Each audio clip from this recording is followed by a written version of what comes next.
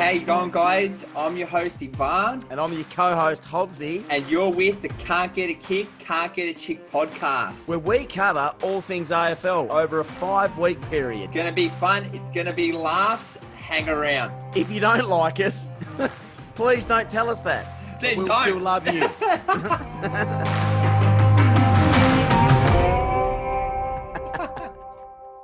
Hey guys, how you going? Welcome to week 3. It's good to be here. Hobbsy, it's good to have you here as well, mate.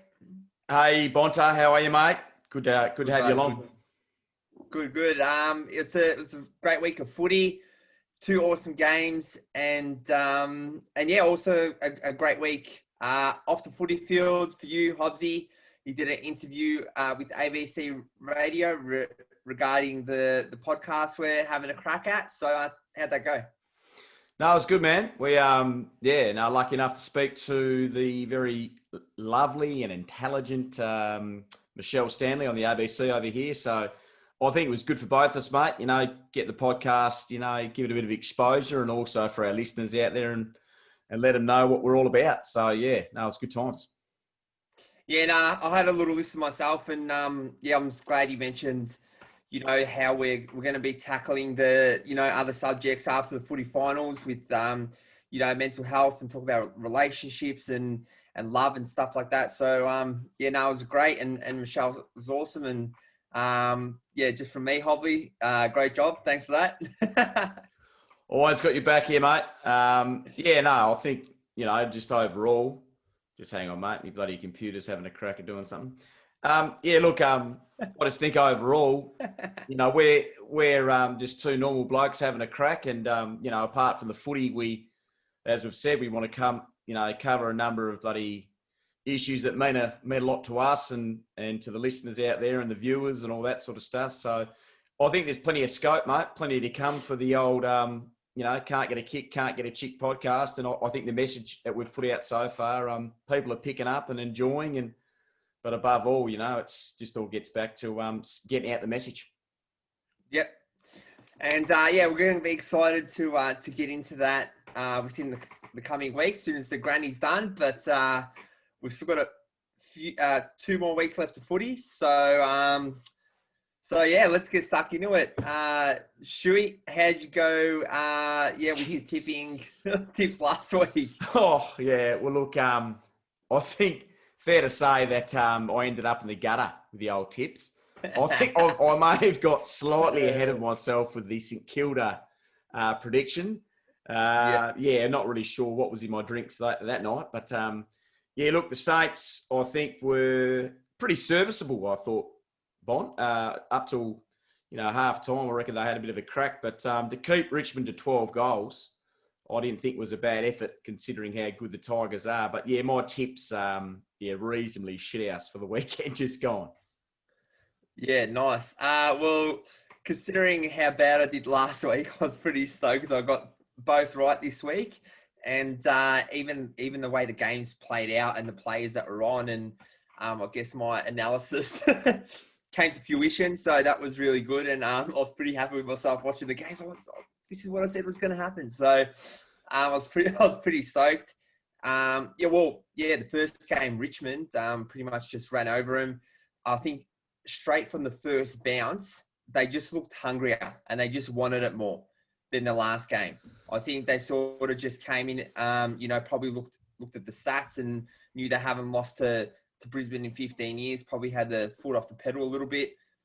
This week, it wasn't the case. And I feel like they were just hungry from the first bounce and every player put in. I feel like there was no one taking a back foot. And then obviously having their full forward back, Tom Lynch, kicked the first goal of the game. And I think that just set them up and had that confidence knowing they got their star full forward back. And, he was great, not just in front of goal, but also crashing the packs and giving the likes of your man, Shea Bolton, a chance to slot a couple of goals. And, Shea had probably his best game of the season.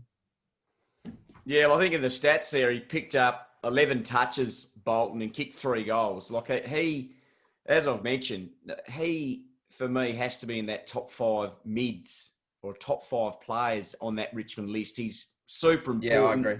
I mean, I think the addition of Lynch, missing him the other week, the addition of Lynch is just a no-brainer. I mean, the bloke's just bloody a focal point. I mean, you look back when the Eagles won a flag, they had a focal point up full forward, within Darling and Kennedy. Even the Doggies, mate, back in 2016, Boyd, Stringer to an extent up there on the full forward line, blokes like Dunkley, But I just think, to have that big full forward charging out of the goal square, crashing the packs, it doesn't get any more better, I don't think, for a finals time or a finals team that's going to have a crack. And Lynch, I think, will be probably the difference. If Richmond can get to a grand final and win a grand final, Lynch will be the type of bloke that will kick 3 or 4 goals. Probably a little bit in the Gunston mode. Lynch, he sort of crashes the packs, and when he does have an opportunity to kick those goals, he tends to put you away. Yeah. Yeah, and that's the thing. Like, he might not always have the opportunity, but, I think his kicking efficiency is pretty good in front of goal. But given the smaller guys a run as well, and the thing is, they're not reliant heavily on Lynch. It's just good to have him there. So you've got Shea Bolton, you've got Dusty, you've got Edwards. Even Edwards had a really good game as well on the weekend. He racked a lot of possessions. So they're not relying on one player, but just having Lynch there as a target made all the difference. So, Richmond are looking really good. I think, honestly, Port Adelaide's probably going to have a tough time this week. Well, I mentioned to you last night, mate, I think that, Port Adelaide have been so good all year, but I am worried, come prelim night. I just get a little bit of a suspicion that Richmond are going to really push Port Adelaide. I think that's going to be the game of the round for the next, 2 finals for the prelims. Out of both prelims, I really think the Richmond and Port Adelaide one will probably be a game that is decided, less than a kick potentially. What worries me about Richmond is they haven't been reliant on Martin. The likes of Edwards, as you mentioned, Bolton have stood up. I think Martin got a tick over 20 touches, maybe in the mid-20s for the game just gone over the weekend. So the old Rolls Royce is just starting to click into gear over the last probably month of footy. They're not reliant on Martin. And I think they're going to be running to a Port Adelaide side that has been hungry all year, but has probably been a little bit thinking about this moment probably for the last 6 or 7 weeks. So they probably knew they were in the frame to be good enough to get to a prelim. And now they're, coming up against a side of where it's pretty much the new challenger up against the old champ. So it'll be interesting to see how Port Adelaide, approach that, and can they handle the prelim pressure on that bigger stage. Yep, I agree. And I think they're going to know, Richmond's also going to know that coming in. And I think they've probably got another gear, to be honest, I think, after the weekend, because, when you come against a better side, sort of raises your effort, and you have to put in a little bit extra. So I think it's going to be a really hard and tough game. They're both teams really hard at the ball, and Cochin, Dusty, Edwards, Shea, all these players, they're hard at the ball, but so is Port Adelaide. So it's going to be a really, high pressure. I think it's going to be a lot of tackles. The ball's going to be bouncing back and forth, and it's going to be a really contested game. So I'm really excited for this one, Hobbsy. Well, I think also, Varn, when you look back at their best players on the weekend, you look through the Tigers.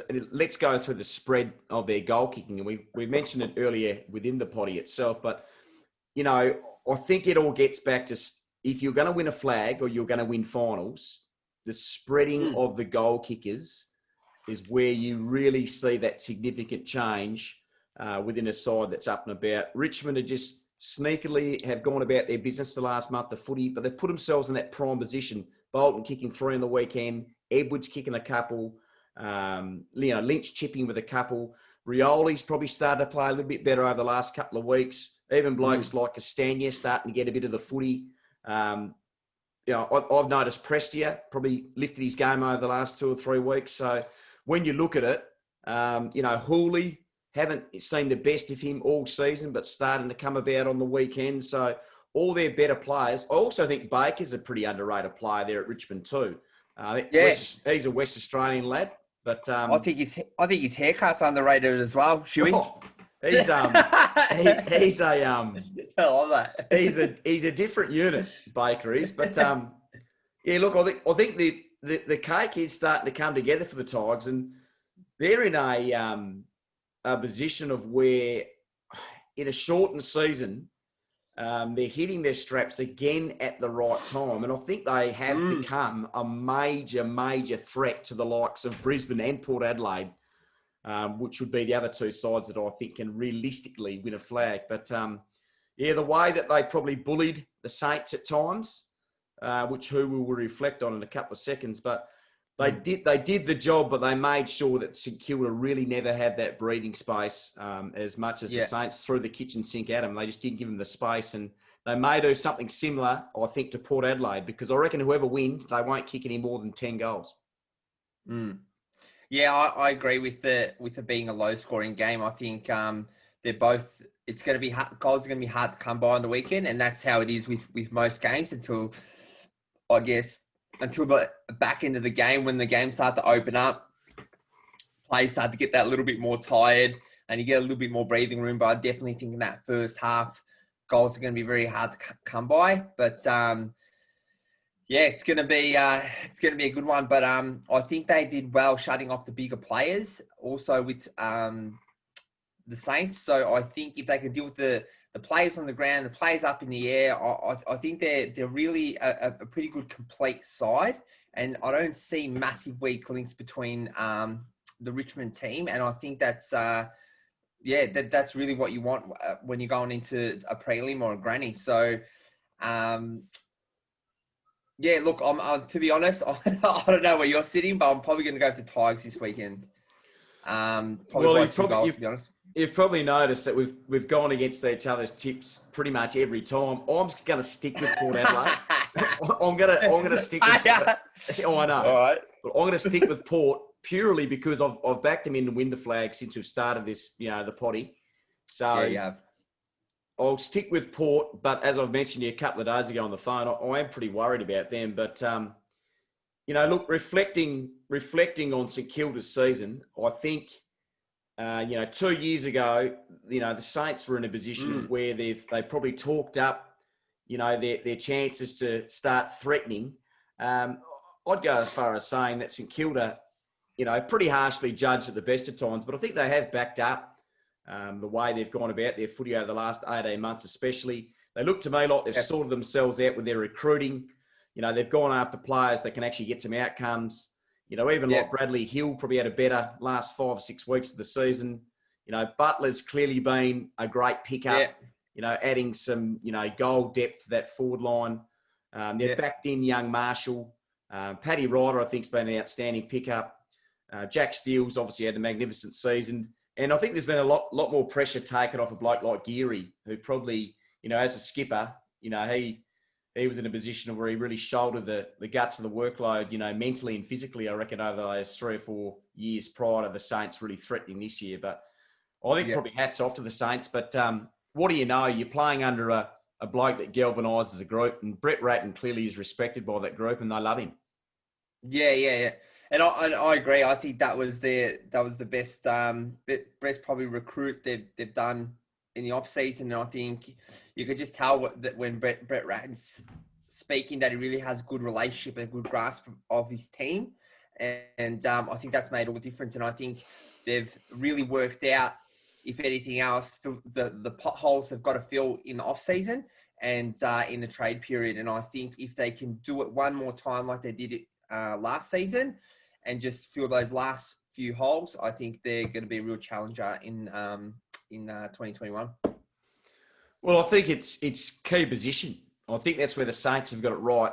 Probably where Melbourne fell away when they were starting to threaten a couple of years ago in that prelim to be a decent side. I think they probably were ahead of themselves in regards to their key position players. But when you look at the Saints, whoever they've got in, I'll use the word again, outcomes. Hill's a proven player. Butler's come from success. Hill had come from success. Hanbury.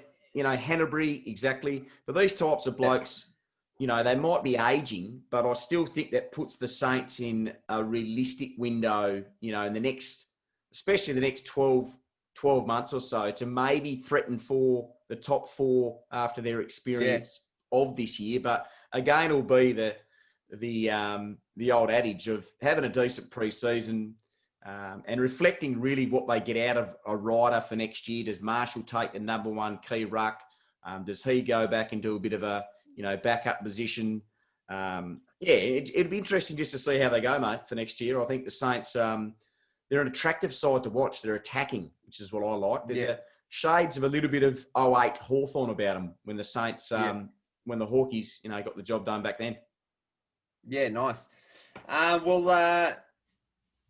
what's your tip, Chewies? What do you reckon? Well, for that final for Richmond and Port Adelaide, I have to go with Port, mate.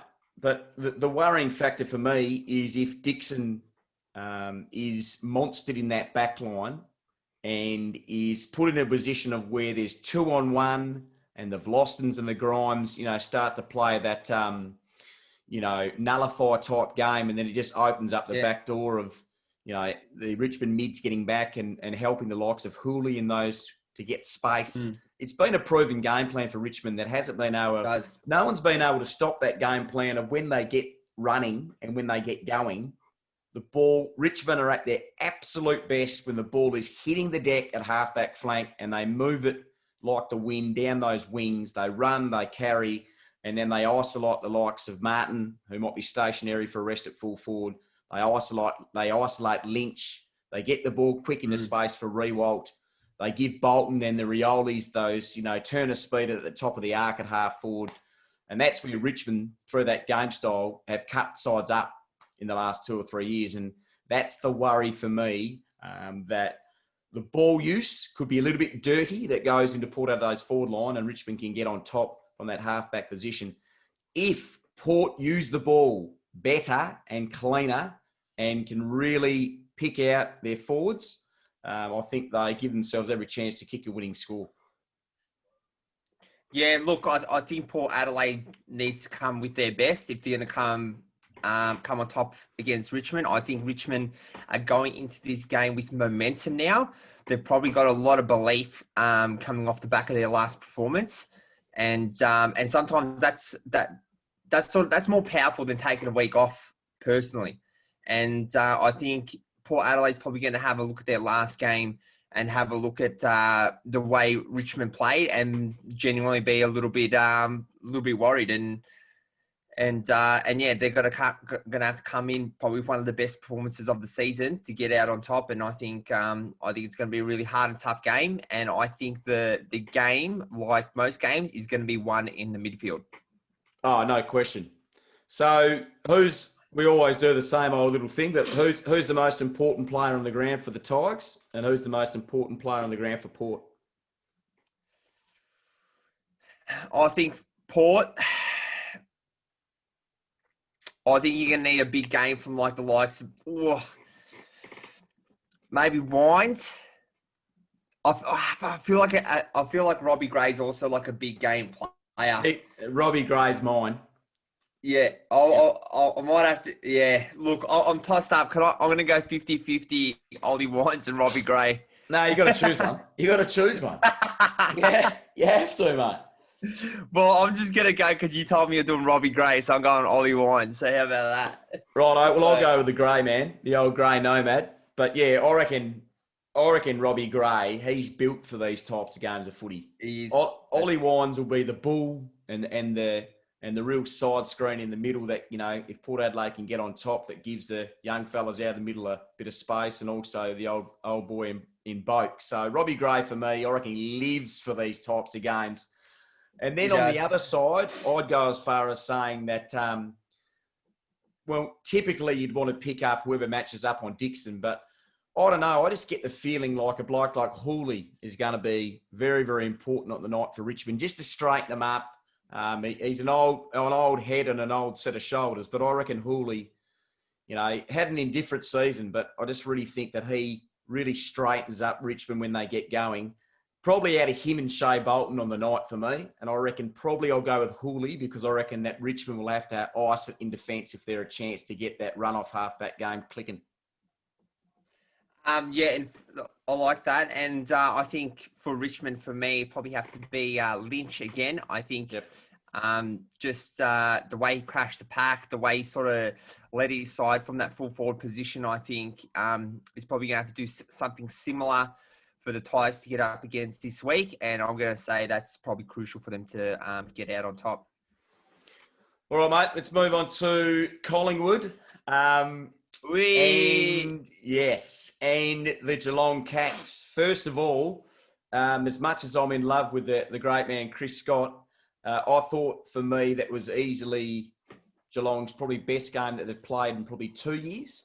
Not just this year. I think having had a bit more of a look at it this morning, as you can appreciate, Bont, I was moving house on the weekend, so I was in and out of the footy world. But look, having another look at it, their ball use and the way that you described it to me last night on the phone, with just having all parts of the ground evenly covered, and Dangerfield, kicking 4 goals, I think there was a huge amount to clearly like about the Cats.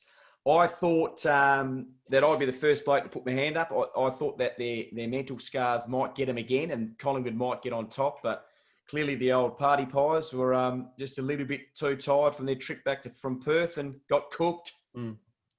Yep. Well, as I said in the previous podcast, that Collingwood have been notorious.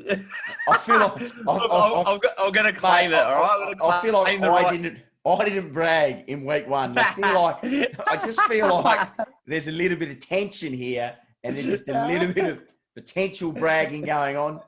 Look, I'm very well aware that I cocked up my week 2 tips. Okay? But as I was saying, I said Collingwood had a tendency to sort of have an outstanding game, look like they could win the premiership, and then week after look like they could be a bottom 4 side. So they did that again. I had a hunch just because they've never had 2 stellar weeks in a row, I think, all season. So my hunch was right.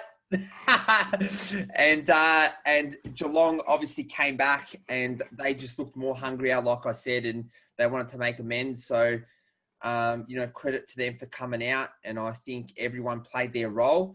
And the thing is, they weren't reliant on a few players to come through. I think by quarter time, it was Reece Stanley that had the most possessions on the Geelong footy team.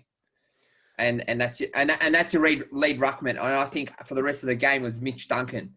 So you're not relying on your star players, and I think that's what makes a side better, because that gives that freedom for the star players to really just not have all the pressure on their shoulders and just play their footy. So it's really great stuff by Geelong. And I think an obvious comment to make, I know, but getting Hawkins back into Nick, what did he finish with? 3 or 4 goals. Yeah. Dangerfield kicking 4 out of the middle, resting forward. Hawkins, getting the old big clutches back on it and kicking 4. Yeah, no, they showed a bit. They showed a lot more, not a bit more. They showed a lot more, and I was surprised at the margin. And I think when you look at Collingwood, I think they're relying on, and as I mentioned for the prior potty, that I thought De Goey could, a freak game from De Goey could really get him going. But across the board, I really struggled to name a decent player that Collingwood had across the whole 4 quarters. I think they're all down, really, for me. Yep. Yeah, I agree. And I think that's what it is with the Collingwood side. They're reliant on the likes of De Goey, Cox, and a few of those bigger names to start the engines. And if they don't start the engines in the team, then they're flat. And that's the thing with the side. They've got a lot of reliance on a few players, and I think that just that never works, because you're not going to be on 100% of the time with a lot of the great teams. As soon as one of the star players isn't racking possessions, there's always someone else to fill in that gap. And Collingwood didn't have that on the weekend, and Geelong just ran over him completely. I mean, because it's a belting, we're not going to get massively into the game, because it was pretty clear that the Cats had winners across the board. But without sounding too ABC what's your reflection on where Collingwood are at? I mean, They've played off in a grand final in 2018. They got done in a final that they were highly fancied against in the prelim against the GWS in 2019. So they've gone from, you see where I'm coming with this, they've gone from grand final appearance, prelim appearance, now out in the semi-final appearance. Is their list in 2021 going to be good enough to challenge for the flag? For me, probably not. No. Tired list. Yeah. I think it's tired. They need to rejuvenate the side. I think they need to find some other genuine star players. I think they're too heavily reliant on a handful of players, and that's going to tire the whole team out. And I think it's easy to man up. It's really easy to plan for another side when you've only got 3 or 4 players to worry about that are going to actually do damage. So I think they've got to do some recruiting over the off season, and then come back with maybe a little bit of a younger side. I think some guys that are more hungrier, that have some energy, and just a bit of rejuvenation in the side, and come out firing in 2021. With the Pies, though, I mean, I look at a bloke some of those younger blokes that are coming up, and obviously they're sons of champions of that club. But I like to look at Dacos. His ball use, I think, is exceptional. I also do like the look of young Brown. That's Gavin Rowdy Brown's boy. So I look at that list and think, I even don't mind a couple of their defenders. One, his last name starts with Q. Handy. I'll have to get that for you next time. But he's a handy player across halfback. I know the image of him, but apologies, it slipped my mind. But that back line, I think, has slowed up. Moore's been good. Moore has been good. Yep, I'll give him that because he's all Australian. But Jeremy Howe was obviously a big out going into that final series for them, and I think he just gives them that, I wouldn't say a general run, but he really gives them that focal point of sorting some stuff out of that back six. So I think the back line, they need to start plugging some gaps and looking for some new talent to run out of that back six. The midfield, as you mentioned, there's no need to touch that because it's full of a lot of older class. And now really the new guard started with blokes like Adams, Treloar to an extent, but, the likes of Sidebottom, Pendlebury, they can't rely on them anymore to get it done. And then you go to that forward line. It's in such an interesting position, Collingwood, because they've punched above their weight in regards to delivering finals appearances through a forward line that's really been makeshift the whole time. Mychek got it done against the Eagles. Cox is hit and miss, but is a threat up there. If I think Collingwood would have won a flag if they'd had a Darling or even to an extent a Ben Brown type player to fill the void at full forward, just to give them a genuine focal point. So when he did go into the midfield, they weren't leaking from another area, and they could actually strengthen up. They need another key forward, simple as that, and they probably need to target another key backman. Yeah, I agree, and that's the thing with Cox. As I said last time, it's like he's on and he's massively on or he's massively off, and he killed us. That's what I mean. He was massively on, but he was on for 10 minutes, Bond. He was on for 10 minutes, but that's all you need to do in a final. If you're on, you're on. Yeah. And he took a couple of grabs on the weekend against Geelong, but to be honest, he went missing, and didn't really do much. So, well, he got done over when Blitzards ran into him, just smashed him. Was that Stanley or Blitzard? I think it might have been Blitzard. No, it's Blitzard. Yeah. Yeah. So I don't think I don't think both of us can actually say his name properly, but that's all right. Blitzard. Yeah. Blitzard. I hope you're appreciating my my educational look over my left shoulder with all my books. Look, although I haven't read. I'd almost think you got a PhD from that book set, Shuey. Borderline PhD. So not only single, smart. Smart and loves footy. All right, mate. We'll chip on to the other game that happened. not other game that happened, but where we're at with these prelims. Yeah. Brisbane obviously will play the Cats. Yeah. Port Adelaide and Richmond, we've already gone through that. But I'll be interested too for the back end of the potty, just to have a talk about where the Geelong scenario goes in regards to taking on the Lions. Brisbane again at home, haven't left the nest all year. But Geelong, mate, can they beat the Lions in Queensland? Can they do it? I also think they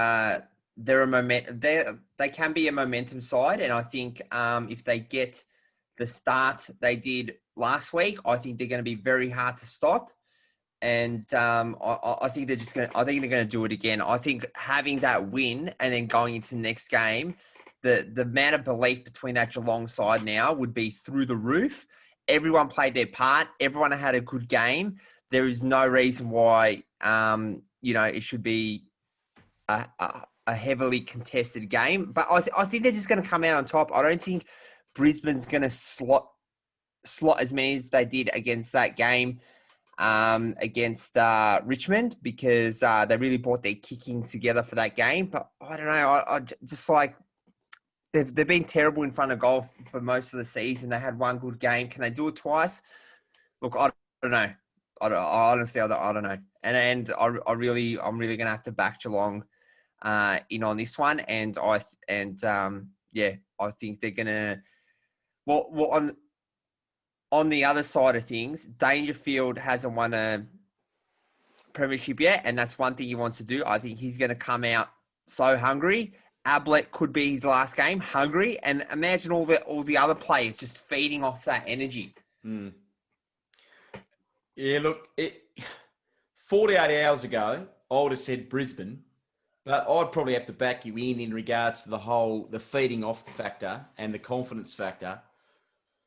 Oh, I don't know. It's probably really hard now, or the irony of it all is it's probably really bloody hard to tip against the juggernaut that Geelong do have going. I would almost be edging towards, I can't believe I'm going to say it, but actually tipping the Cats to actually beat Brisbane. Yes. And the only reason I say that is when you've so beautifully outlaid it, Geelong really have absolutely nothing to lose, and Brisbane have a lot to lose in regards to being at home. It's just for me whether if Geelong can handle the, handle the conditions, handle the occasion. I think they probably can, and maybe, just maybe, Dangerfield gets to play off in that grand final. So I'm going to tip the Cats by a point. Oh, okay. Yeah. I don't know. Yeah. I know in the previous weeks I've gone with the whole Port Adelaide Brisbane grand final, but I don't know. From what I've seen on the weekend, I think that's, for me, I have to give Geelong a lot more respect. So tipping the Cats by a point, which would ruin Brisbane and their momentum that they've got going for the last couple of years. And if we know what we've seen in sides that have missed their opportunities within Collingwood the last couple of years, and if Brisbane miss out this time, that could really, put a line through a few blokes' dreams. But yeah, I think I'm going to tip the Cats, mate, which would make it for me a Port Adelaide and Geelong grand final at the Gabba. Wow. First time since 07. Wow. Well, I'm going to have to go with a Geelong and Richmond grand final. I think Geelong's going to get up by 2 goals. I think Hawkins is going to have another decent game, and I think everyone's just going to pull their weight again. They weren't relying on any star players to stand out. Everyone did their job. Blitzarves, he was running across the pack and cutting any ball coming off in that back line. Harry Taylor was good, and just their one-on-one contest in that back six was good. Manning. He's had a good year. He's had a real good year. Reece Stanley had a awesome game as well in the ruck and also off the ball. His follow-up after his hit-outs were really good, and I I actually took notice to that, and sometimes he actually genuinely went to crumb his own ball. So I think when you have that work rate, that really sets you up for a good win. And I think Geelong's going to get up by 2 goals.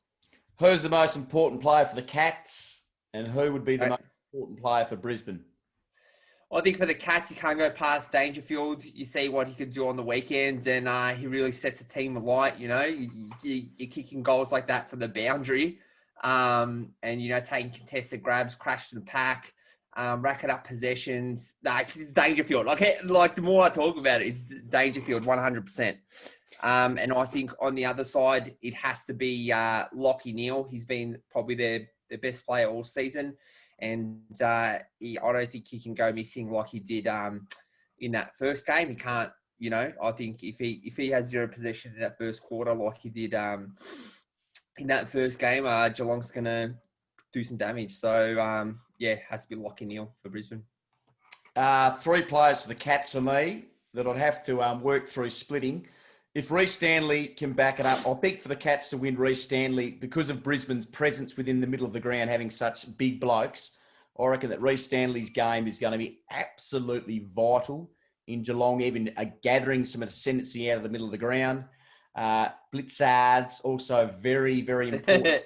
Very, very important player around the ground because he's so durable and so versatile, can play on a wing, can play on the rucks and half back, can play forward. Yeah. But, mate, a bloke that we probably wouldn't think of because he's 409 years old is little Gaz. If Gaz... if little Gaz... So we already know that this could be possibly his last game. If little Gaz, we already know, only every time he gets a possession, it's actually equal to 3 possessions for any other regular player. So... it is. I reckon little Gaz... As much as I know they'll plan for Hawkins and they'll plan for Reece Stanley and they'll plan for Dangerfield, don't discount the 15 touches that he gets being like gold for Geelong. Because when he gets it, 9.95 times out of 10, he's going to use it to set up a Dangerfield run and carry, a short kick that might set up Guthrie, who creates some space to kick the ball on that sharp diagonal, and he hits Hawkins on a lead to give him confidence. The little gather, fake, and left foot snap that might land in the hands of in the forward pocket of a Hawkins again. I just feel like little Gaz has 15 to 16 very special touches in him.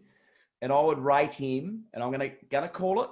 I reckon little Gaz is going to be Geelong's most important player going to this weekend. Those vital golden possessions to set up all his other counterparts around the ground in one last hurrah for him to get through to a GF.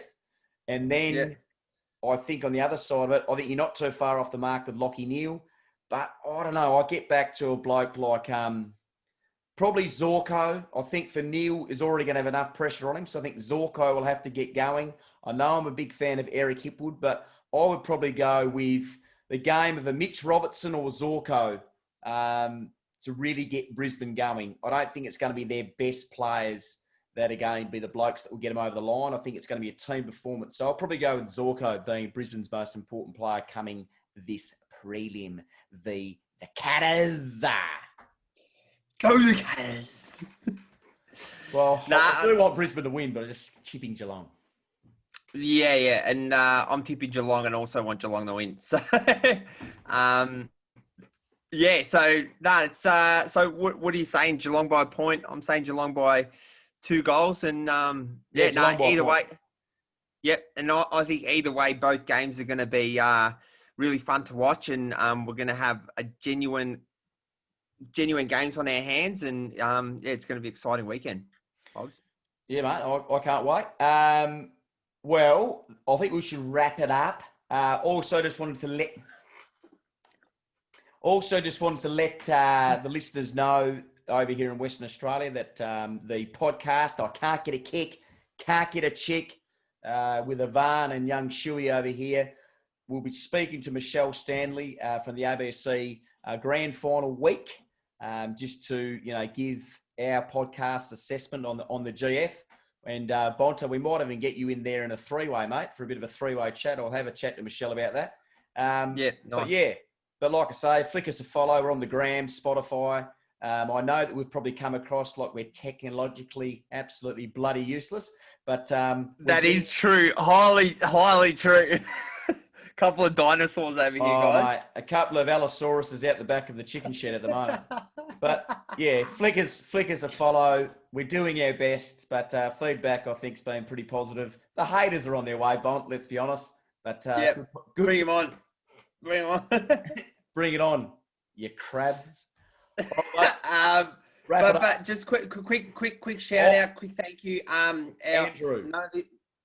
None of this is possible without Andrew Liu from Pride Productions. He does all the technical stuff for us and the editing.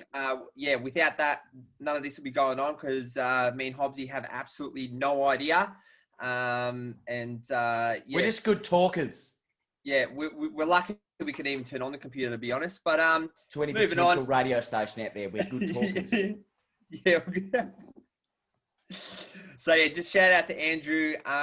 It's been another week. Thanks, Hobbsy, for the chat. It's been awesome. And listeners, we'll see you next week. Goodbye, listeners. Mwah.